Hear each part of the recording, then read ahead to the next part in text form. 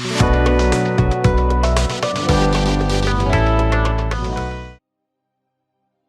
ladies and gentlemen, Victor Molaidime, I welcome you to the channel.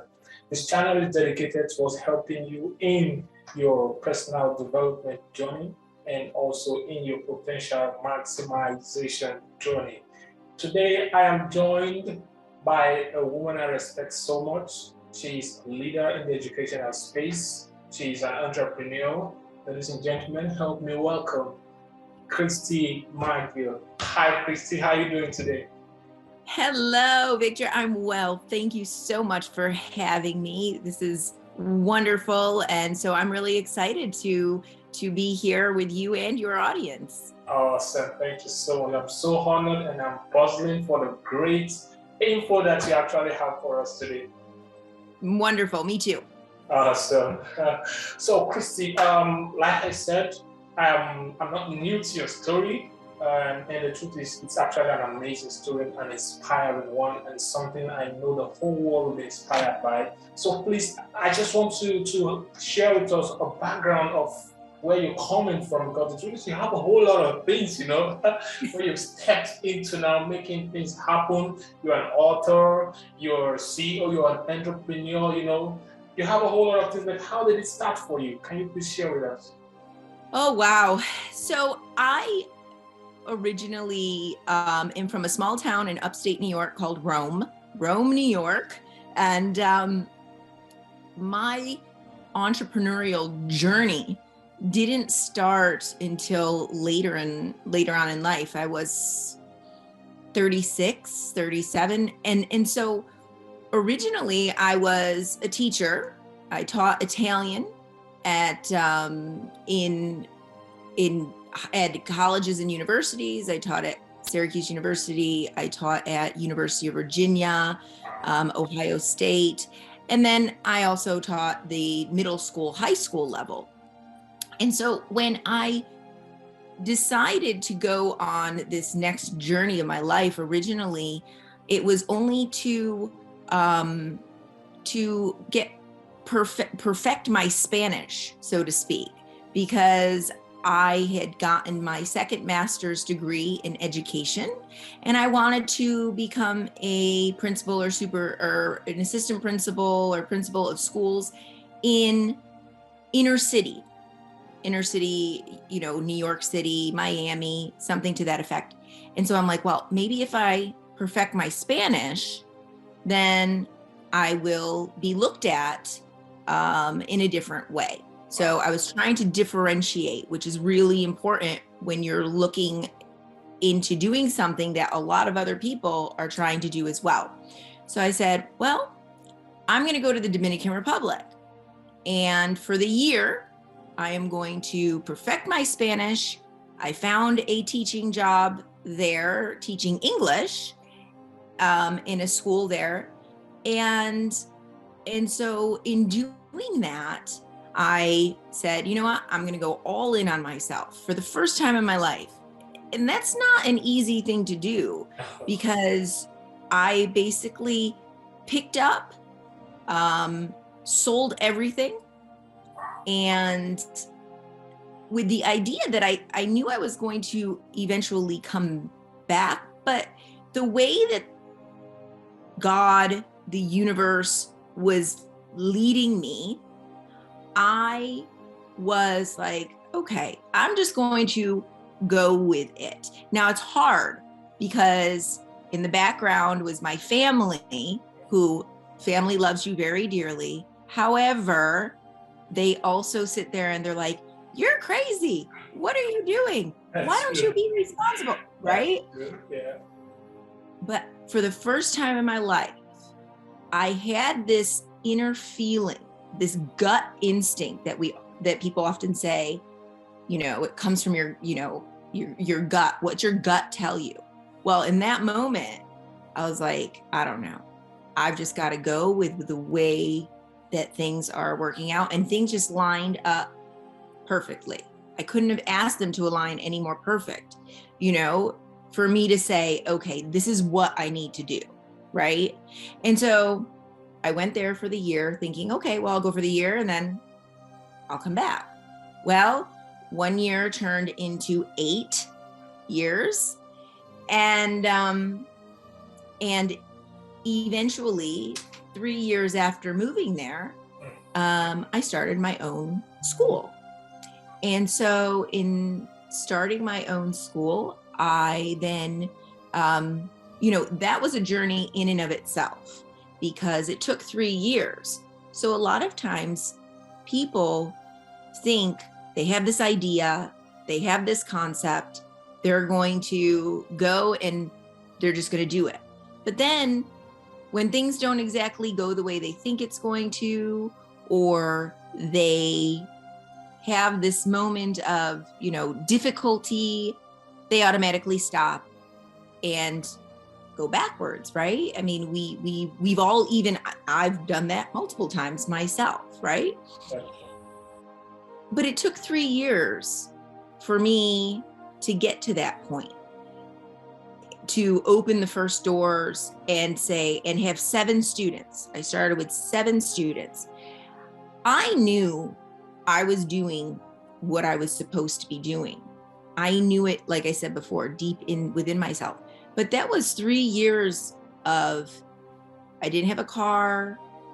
I was tutoring out of my own house. So I left the school after the first year and started doing students on my own from 7 days a week, morning till evening. And then, I built up those clients. I built up credibility. I started learning about the area and what the market was. And because there was limited quality education there. There were a lot of people opening schools as a business, but the quality wasn't there. And so I thought first I was just going to open up a language school, right? Just for English language for adults. But then I noticed adults are wishy-washy, right? Sometimes they can come, sometimes they can't, sometimes they have kids, things come up, right? The one thing I realized is that with my young students, the children's students that I had, they were there all the time. Parents, and they had to go to school, right? And so that's something they have to do. So this is the part of where my plan, while I had a plan and I was taking action, I wasn't so focused in that one of my plan. When the things didn't align, you have to be willing to move your plan a little bit, right? And I think that's an important piece there. It's not that the world was telling me, no, Christy, you can't open a school or you can't have this school. It was saying your original plan needs to be a little bit different. And I think that's where people tend to go backwards on or stop in reverse. And I always often like to call it like a GPS. And I heard a pastor once talk about it like this. When we go somewhere, we're on the highway, we're going, say there's a roadblock, right? And you have to go a different way. And so you have to plug into your GPS and it says recalculating, right? You're still going to get to the final destination. But the road that you're going to take to get there is going to be a little bit different. And so therefore, in listening to that and being in tune with everything that was going on around me, I then, was like, okay, I have to just alter my plan, right? Sometimes people are so fixed on that one plan that they automatically think, oh, well, it's not meant to be. And they stop. So by saying that, then when I opened the school, I had it open for 4 years. And everything I grew. And right before COVID, I was in the process of, buying land to build my own facility, because at that point in time, it was I was renting a location. But, again, sometimes things happen the way they happen for a reason. However, when that reason comes, we don't really understand what that reason is until God or the universe shines their light on the reasoning for that. So I'll stop there, but it's one of those things that for me in doing this, it takes time. It's developing those skills. It's listening to the world around you. And I think too much today, people want that instant moment, that instant gratification, that really fast way of getting there. And there is no fast way to get there, right? So yeah. Wow. Thank you so much for sharing that inspiring story with us. I'm actually in the personal development, sphere, and the truth is, one of the things I've actually found out is the fact that it's a known fact that every human being has a gift. Every human being carries greatness on the inside of them. But you see, one of the things I've noticed with my own experience as a person and also people around me is the fact that there have been this, disappointment around what education is looking like at the moment. People come with this frustration of, submitting a whole chunk of their lives, their developmental stage from the kindergarten to the primary, secondary, and they seem to actually come out and still don't have an idea of who they are, what they want to do, and stuff. So it has led a whole lot of people to actually, believing or, seeing this negative picture of what education is looking like against what it should be. The reason why I'm saying this is because education and what it should be is a transforming agent. It is a transforming agent. But you mentioned something while talking about your story about the quality of education, which I think is very powerful. It's very powerful because I believe in a way that is lost at the moment. So I want to ask, because in your own setup, that has actually been a leading factor. You actually stressed on it a whole lot. What do you think is responsible for this kind of experiences people have that they kind of get disappointed with, what education actually is right now against what it should be? That's a great question. So here's the thing. The education system, as we know it, a lot of people say it's broken. It's not broken. It's doing exactly what it was meant to do in the beginning 100 years ago, right? If we think about fast forwarding time, the one system that really hasn't changed is the education system, right? And so when we look at it, basically, what is the purpose of education, right? It's to get knowledge. We've all heard knowledge is power. Not really. Knowledge is power if you apply it to something, right? And so I could have all of the knowledge in the world, but if I don't take action and do something with it, then there's really nothing more that I can do, right? And so it's really interesting because, and I'll tell you a great story, and if your audience or you haven't heard of him, I highly recommend him. His name is Rami El-Batrawi. And Rami El-Batrawi wrote the book called Can You Really Think and Grow Rich?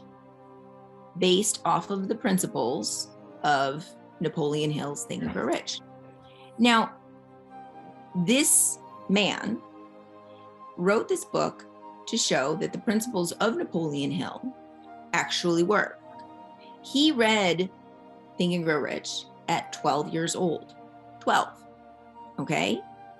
At 13, he left home and never went back. And he hitchhiked from Montreal, Canada to Tampa, Florida, where he was homeless until the age of 17.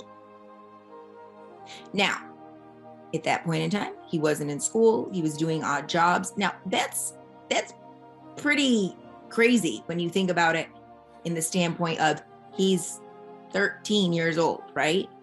So when people say education, right?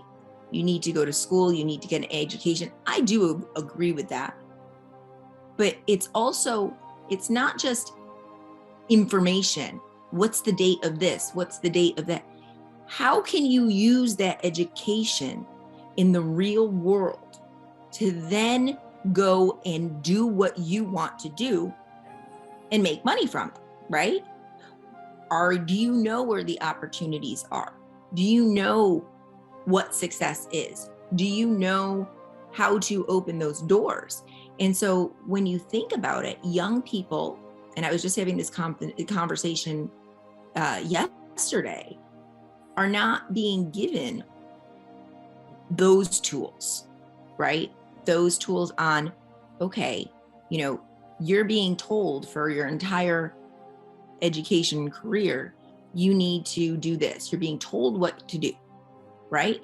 And then all of a sudden you get to grade 12, and in grade 12, they say, okay, what do you want to be when you grow up? What do you want to do? And you're just like, well, I didn't know I was able to choose for myself, right? I mean, that's a little bit drastic, but at the same time, it's true.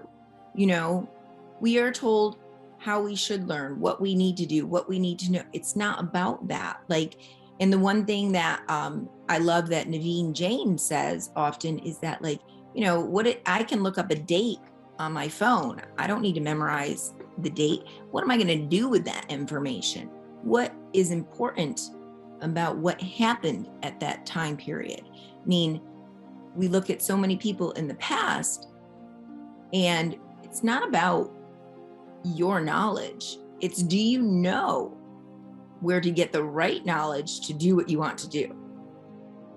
And so I think that is the important part, but I think also parents don't really know either, especially in the United States. They put a lot of trust in the education system that is then producing, you have to go to school, you have to then go to college, you have to go to university. Well, that system and the way that it is only works for 1/3 of the students, right?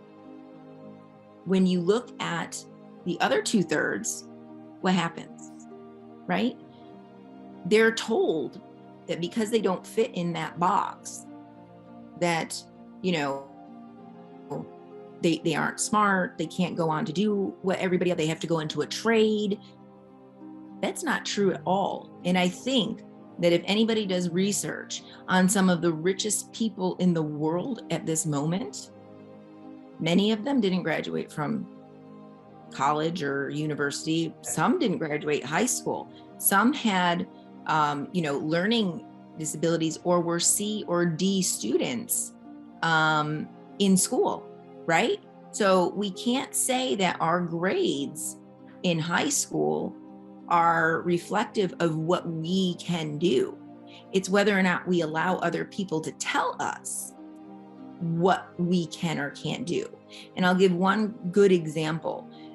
Jim Quick, he is, memory coach person, he helps people learn how to learn, right? And I use him with my students, but he grew up in kindergarten. He had a head injury. So for the entire time that he was going to school, he was considered the boy with the broken brain, right? Now, he grew up with this stigma, this thing. And then when he went to college, he was like, I can't do this. It's too hard for me. So what did he do? He went to find the information. There's got to be an easier way to learn how to learn, right? And he went and he deep dived into that. Now he is one of the best known people for teaching other people how to learn, right? And so that in and of itself is just incredible when we think about it. So if someone has told you, your whole life that you can't, that you won't, that, you know what? Today, right now, if you're listening to it, let it go. Because the only way that you can't do something is if you tell yourself that you can't. It doesn't matter what other people think.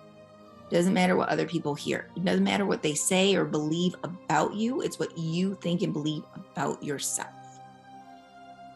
That's true. Thank you so much for sharing that. One of the reasons why I asked that was because it's a similar thing for people who actually, head out of their challenges in life to actually, get their head in the game, get their head into what life is actually. From your story, one of the things I actually found out was the fact that there was at this stage where you had developed the courage despite the holdbacks. You had, comments from the family, you had, so many things, it's an environment where you are used to. There is this level of, comfort you had at that particular time. That's, like you said, something on the inside of you was like, you gotta go. You gotta go. So this is why I really want to ask, because the truth is you are that leader in that educational sphere, and it's actually a question I actually come about with when I have conversations with people, especially with what they expect from the education they've gotten and the reality they are facing at the moment. You have that courage to take action. You also talked about, we have also heard about, stories of people who, at that particular point in life, they come across that, I've got to take action. I've got to take action, despite what it is. What is this thing that you think is responsible for holding people who actually go through the schooling years and are loaded with information and can't seem to actually take that next step to take action? That's a great question as well. And I often like to think of it at this point, right? When you're young and you go to elementary school, right? You are told this, you could do anything, you could be anything, you're a hero, you're a superhero, there are no limits, you're whatever. And I actually stopped and pondered this for a while. The thought is like, at what point in our life does that change, right? Because then all of a sudden you need to be realistic, you need to not do that. Not many people are able to. So where does that change occur, right? And I equate it to, at least here in the United States, I think a lot of it has to do with the moment that young people realize that there is no Santa Claus. He doesn't exist. Now, I don't know about the rest of the world, and I think in that moment, when parents, teachers, whatever, realize that kids don't have that fantasy idea anymore, they automatically start thinking, you need to be realistic. What is realistic, right? Because I don't know, there's a lot of people in this world who went out there and created amazing things. And so that was real for them. So why can't that be real for me? And so what happens is when we as teenagers or young adults start saying, I'm going to do this, and you think big and take on the world, you're ultimately being at some point pushed down, most young people, by the fact that you're being told by adults that that doesn't really happen for most people. You should play it safe. This is a really good job with a really good pay and a really good retirement, right? And you are ultimately being told, well, maybe I need to play it safe. It all depends on who you're surrounded by, right? And so when that happens, we automatically think, okay, well, this is what most people do. This is what's normal. And we go along with what our parents or society or our teachers tell us. And most of the time, 95% of the time, those people that are around us telling us these things are telling us that we need to limit ourselves. And so that is why I feel most people don't go there. And it's not because those people that are telling them to play it safe wish young people ill will. Most of the time it's our parents, they're trying to protect us from getting hurt. However, failure is a part of life. And so it's rethinking what failure is. And so I loved it. And I learned this from a 13-year-old boy, that the FAIL, F-A-I-L, is an acronym for first attempt in learning. So fail is not failing. It does not mean you did something wrong. Failure is a learning experience. Every time you fail or something doesn't go the way you wanted it to, it's giving you that moment of growth to learn from it, right? So failure only exists really when you quit. That is the only moment of failure in anybody's life, because everything else is a learning experience. And so when we start having that conversation with children and adults, that, hey, you failed, okay, that's great. But what did you learn from it? It didn't go the way you planned. Okay, wonderful. How could you have done something different? What could you do to make it better? I mean, let's face it, most things that exist today, the car, the airplane, was a number of attempts of trying something and it not going the way they planned it to. And imagine if they gave up, right? Like somebody else would have done it.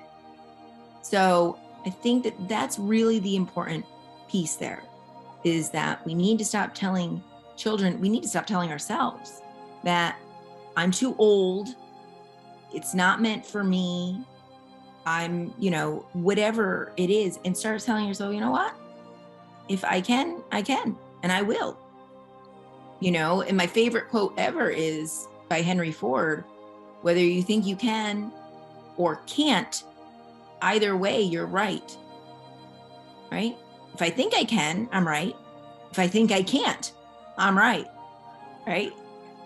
So that's my favorite quote. Awesome. Awesome. As regarding Think and Grow Rich by Napoleon Hill, this particular quote that actually was related to my experience as a person. And I will just paraphrase. It was about the fact that he said, the missing link in educational sector is actually their inability to organize knowledge towards, having a particular plan, being directed towards a particular plan, And I feel, there is this, what they give you specialized knowledge. And just like you said at the beginning, that just knowledge does not make the difference. It can just be jam-packed with a whole lot of knowledge, know this for this. But if there is no specificity of, what this knowledge is directed at, towards creating a particular product, which is what I actually want to talk about. This next question I want to ask you is conversion of the ideas and the informations we actually have to a product that answers a need. I feel it's a missing link in education that people get at the moment. How do you think this can be resolved? So let me understand this correctly. How can people get the specialized knowledge? Yes, directing knowledge towards, because the reason why I ask this question is People go through a whole lot of things. I personally, I went through, the schooling and the educational stuff, and after finishing, I noticed one of the questions that was hard for me to answer is, "What do you do?" And then I'm like, and it seems so for people from the part of life where I came from. I schooled in Nigeria because I schooled in a place where we offered up to like 16 courses in a semester. So there's a whole lot of things like that. And then you come out and there's no particular area where this knowledge you were loaded with was geared towards, creating products to serve a need.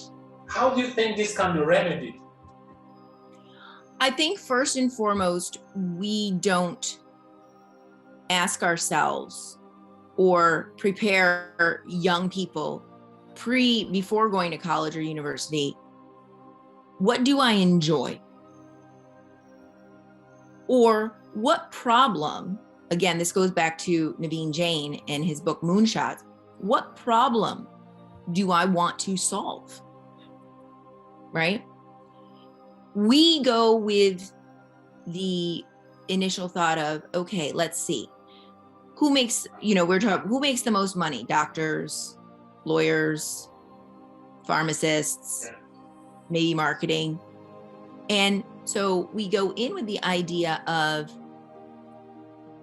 all right, I'm going to go into this certain sector area, either because their parents want you to, or that's what their parents do. And that's what most people or young people know, right?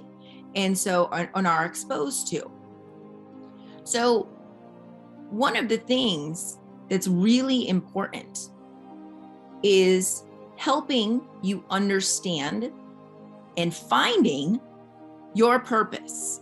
We all have a purpose in this life, right? And so it's about first finding that love of what you do, those things that you want, in order to then get to doing something where you can wholeheartedly enjoy it and help other people at the same time. Now, a lot of times people say you have to find the need, right? I mean, I can love playing ping pong all day, right? Just an example. But what am I going to do with that, right? Like, what need am I fulfilling? How am I helping people in this?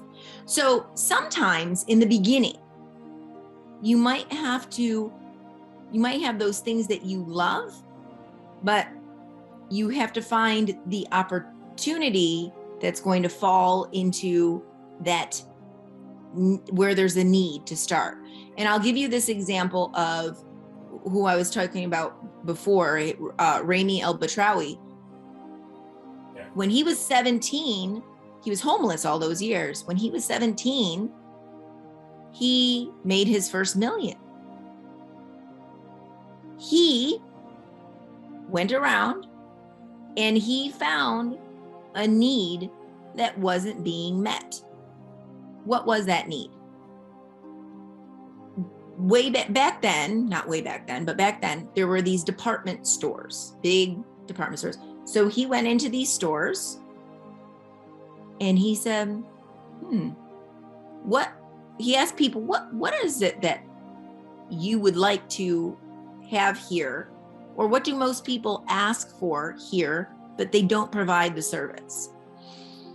And it ended up being keys, like keys to open doors, keys. There was no service in this store to make keys. So he then took the action to say, I'm going to figure out a way to get a machine to put in this store. And then from there, one machine came two, and more stores and more stores and more stores. And he ended up going from being homeless to making his first million, right? So when we talk about specialized knowledge, we have to remember that, yes, it's important to have that niche of what you want, but not to limit ourselves by the idea that just because we don't have all of the knowledge, we can't find somebody who does. And we see that with Henry Ford. If you read Think and Grow Rich, even today with Naveen Jain, look at Elon Musk, like they were not rocket scientists. They did not really, but they found the right people. They found the need. They found a problem that they needed to solve. And then they found the right people to fill in the holes where they didn't have the knowledge in how to do that. So my knowledge and background is in education, right? But let's say I want to create an app, right, for educate, whatever it might be. And I just say, well, I can't do that. I don't know anything about app development. Well, I don't need to. I need to find the people that know what they're doing, right? Yeah. And so in that sense, specialized knowledge is important. We all have that, what we love, but it's finding that first. It's solving that problem. What do I want to solve, right? My problem that I want to solve, which is huge, but it can be done, is I want to ensure that kids, no matter where they are in this world, have access to education. And now more than ever is that possible, but not just to education, because education is nothing if you don't then have something to apply it to. So it's education and then employment opportunities, right? How do you stop generational poverty? Education isn't the only thing that's going to do it. It's then getting them away so that they can sustain themselves, right? And that's where the employment piece comes in, and teaching them all of this knowledge, like you and I are talking right here. And so I think when we think about going back to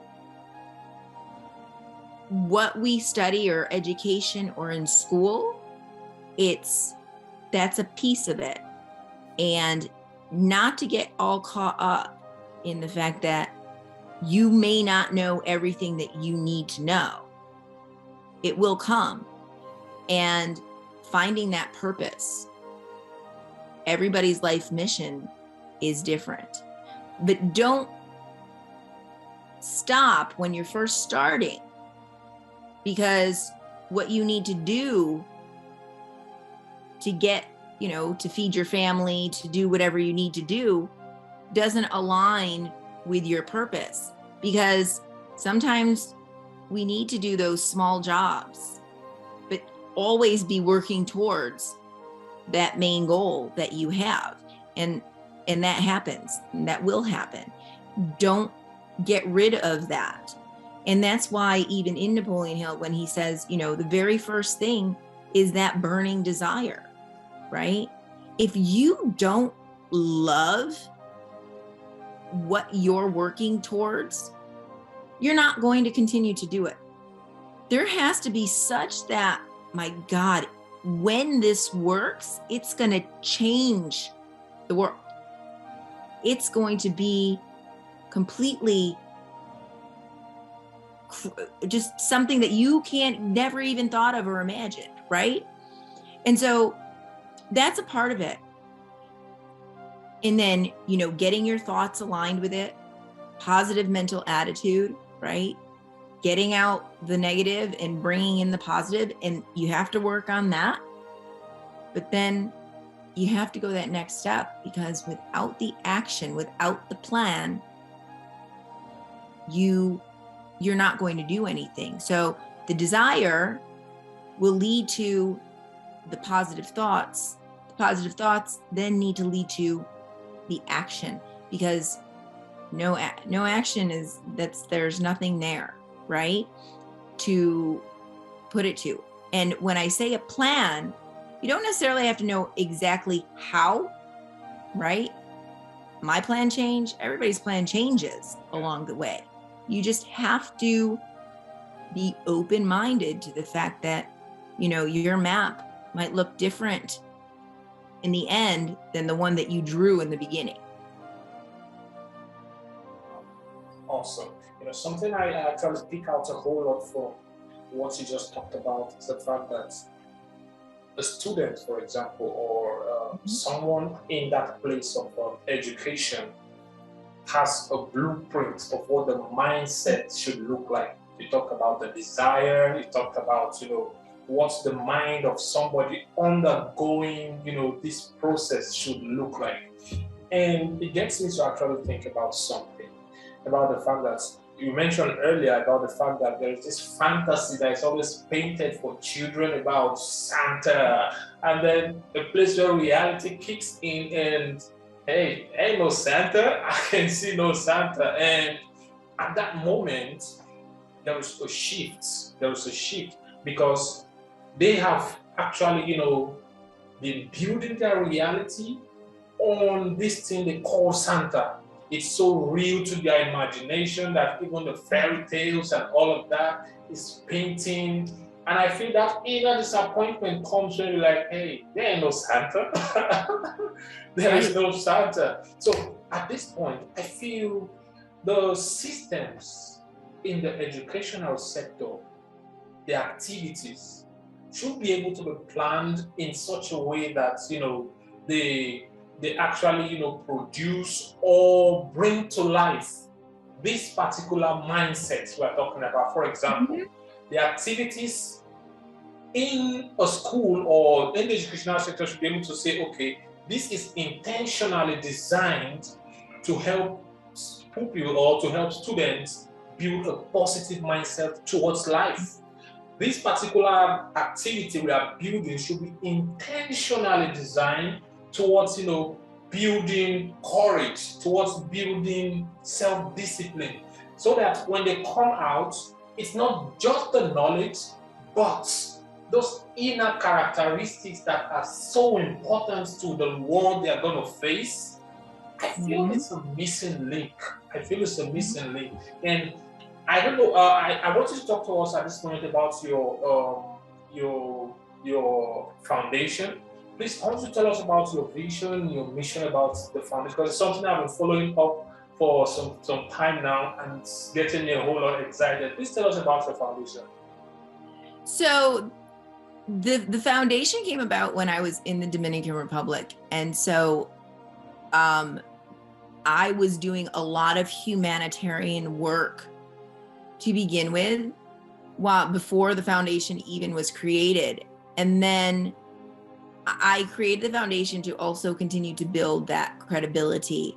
And a lot of times people wanted to donate, but when people donate, they want that tax receipt, you know, that they can write it off. And so I ended up creating the legal part of the foundation.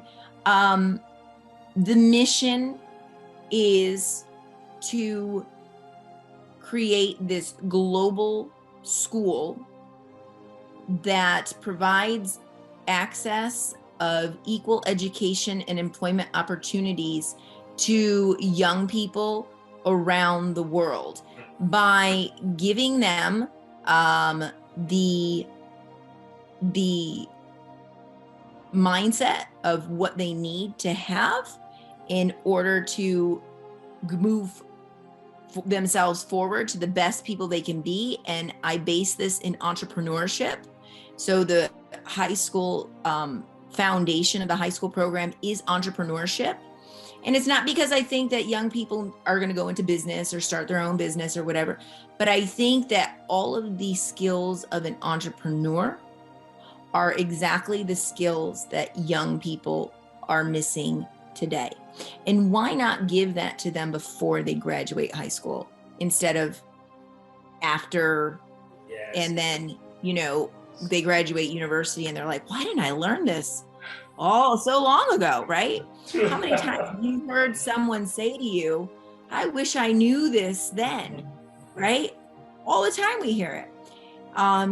and even Evan Carmichael has said it multiple times. I wish I knew this then, right? And so that's the first piece. And then the second piece is giving them a specialization in a certain area, whether it's IT, whether it's marketing, whatever those jobs of the future are going to be, right?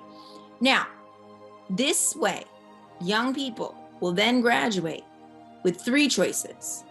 1, they can automatically go on to get employment. 2, they will have the knowledge and a skill to start their own business if they choose to. Or 3, they can then go on, if they want to college or university. You're not limiting them anymore to just that. You got to go to college, you got to go to university.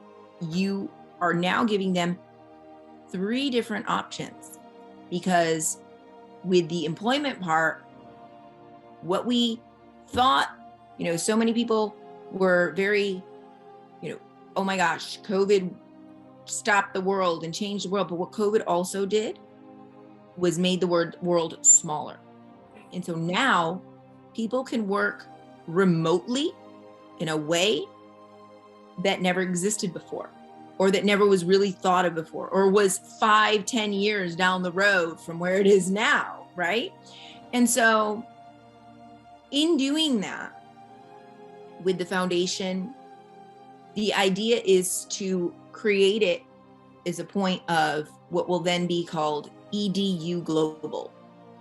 And so it has all these different spokes off of it, but that school piece is the first one. And I've started it in the Dominican Republic. I have online students now, but a very small number. But in the coming school year, we're going to have 50 kids from Uganda starting the program as well.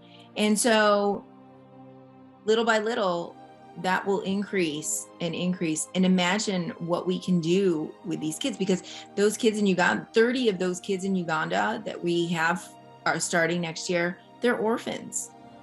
And I don't know why I was born into the family I was born in, or given the opportunities I was given to. However, it is our job, for those who have been given that opportunity, to then pass it along to those who may not necessarily know about that opportunity or how to get that opportunity. So it is my responsibility and others' responsibility to some way, somehow get that knowledge out there and help show them then how to apply it. Because I'm sure many people can recall that moment in life where, you went to school, maybe you had a motivational speaker come in and you felt really good about it. You can do anything you set your mind to. And you leave, and some kids go home to this horrible life. And you're like, okay, but how? How do I do that? You're not showed how. There's steps that are involved. It's not easy, but they're not given that information. And so that's one of the things that even I did try to do with my book, right? Which is over here on my, I wrote the book, one, because I want young people to understand success.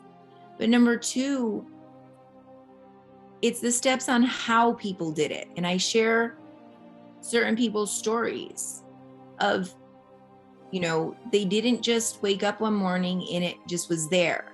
It's not based on social media and everything that you see, that it's, so many followers or so many people that like me. It has everything to do with the sheer fact that there's certain steps that you need to take.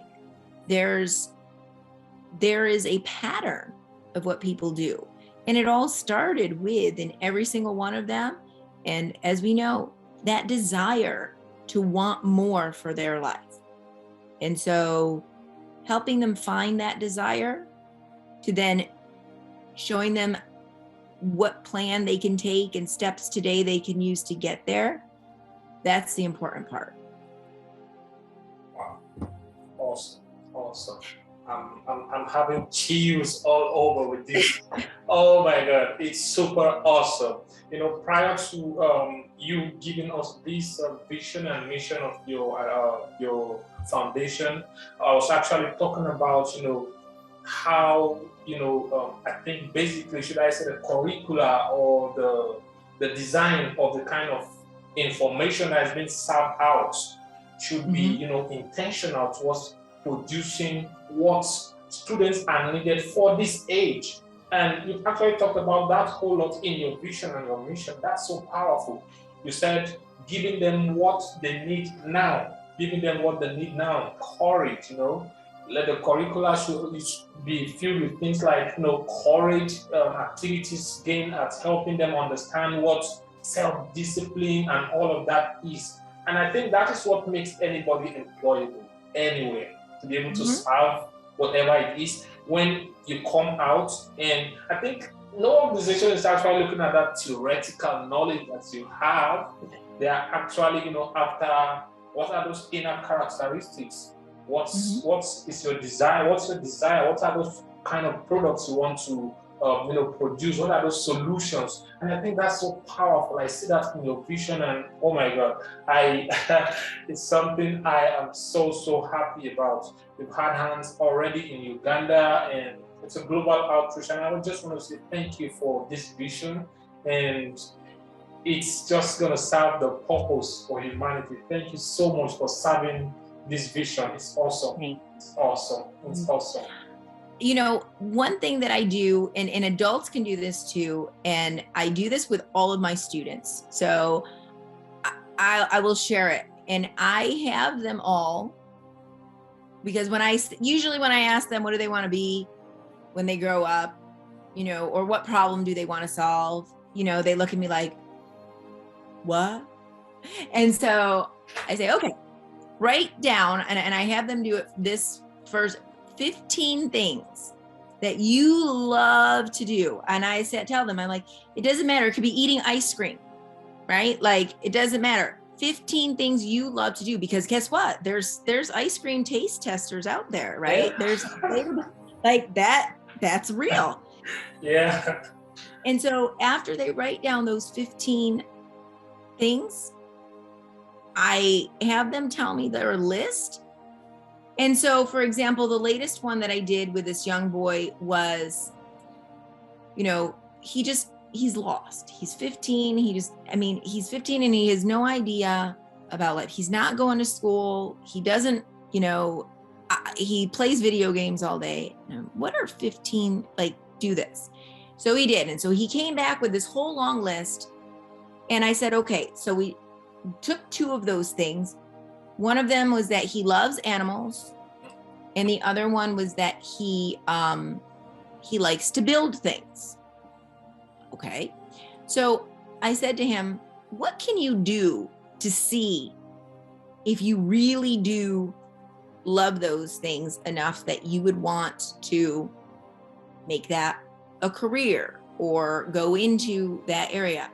So I said, in your town, if you love animals, I said, I don't know if they're domestic animals or farm animals, but go and see if you can volunteer at your veterinary clinic.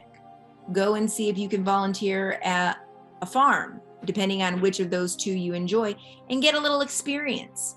See, kids are trying to make choices about their life without any experience behind it, right? And that's how they end up choosing the wrong thing. And then I said, well, with the building part, I said, I don't know, go and see if there's a Habitat for Humanity in your area that you can go and volunteer on the weekends, or a contractor that might be, it's helping, it's guiding kids. It's not telling them what to do, right? Because you have people, you're going to go do this and this is what you're going to do. Well, that's not going to help. How many adults like to be told what to do? 0, right? It's guiding them to the right choices for them. Okay, so after they do that, and I also tell them, don't go for a day and say you didn't like it. Like, you have to commit to a month of doing something to then say, I really do or don't like something. Because you can't learn enough in a day to say everything that you like about it, right? So for any adult or any young person out there right now, do that. Take those 15 favorite things that you love to do and see what experiences you can get from them. Investigate different jobs for those types of things or careers. And you might discover something really important that you're like, oh, wow, that's great. But we need to give ourselves and young people enough information to help them make the right choices for their life. So, yeah. Wow, that's powerful. It's actually awesome. Thank you so much for this. And I think this is just what the world needs at this moment. You know, it's in a world where so many people are just clamoring for clarity. I have this bustling energy on the inside of me that I don't know how to channel it. I don't know how to even get started. And I think this you just talked about is the missing link. There is so much information, but there is a shortage of experience. And I believe experience and information have to come together for your inner person to actually find your atmosphere, your area where you feel this is where I am meant to be. And this is actually a game changer. Thank you so much. I'm so glad you shared that with us. Thank you. Awesome. I appreciate it. Awesome. So please, Christy, how do people actually get across to you? You know, people who want to say, hey, I really want to connect with Christy Maggio. How do we get across to you? So there's a couple ways. I'm on all social media, LinkedIn, Instagram, Twitter, Facebook, under Christy, Kristi. If you notice down here, it's spelled exactly that same way. Yeah. Or you can write me at you can look up the foundation, Maggio Multicultural Foundation.org. Or there's also the school website, which is Maggio Virtual Academy.com, and my email, Christy at Maggio Multicultural Foundation.org. So any of those, I am happy and I will respond. And I just am very blessed and grateful to you, Victor, for having me on here today. It's been a real pleasure.